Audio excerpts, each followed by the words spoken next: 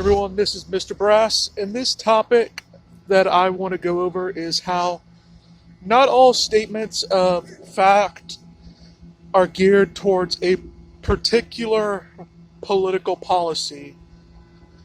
A lot of times, people that will promote a particular policy will point out scientific evidence of X, Y, and Z. And they take it that the science itself naturally says you ought to do that.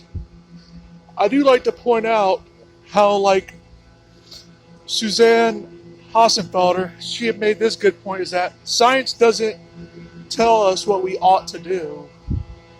Science can tell us that, for example, that urine is a good conductor of electricity, but it doesn't tell us that you ought to piss on an electric fence. So that is something how it goes when you're talking about, pointing out scientific facts.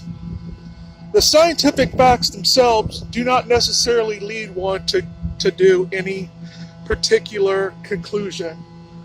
Now, often when I state the scientific facts on something, I'm not even making a policy, attaching any policy suggestions to it. Like I've said this on climate change. I believe climate change is real. I believe it is something that humans are greatly contributing to.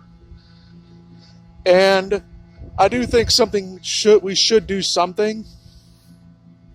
What that is, I don't particularly know. But what I will say is that merely stating the fact that climate change is real and that humans are greatly contributing to it does not by itself lead one to making any particular policy recommendation.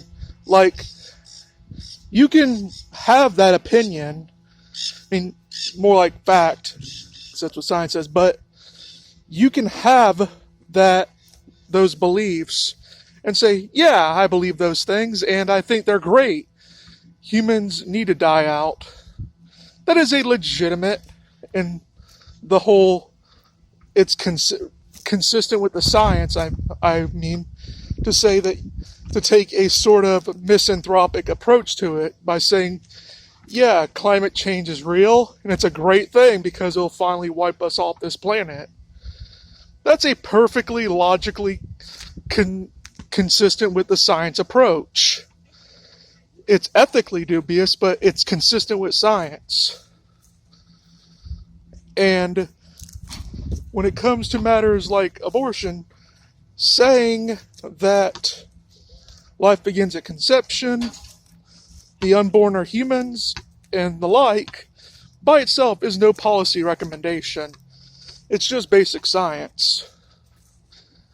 You could believe all of those things and be pro-abortion. I know I was, and I believe those things. So that is what I'm getting at. I think that people need to know the limits of science and what it can tell us.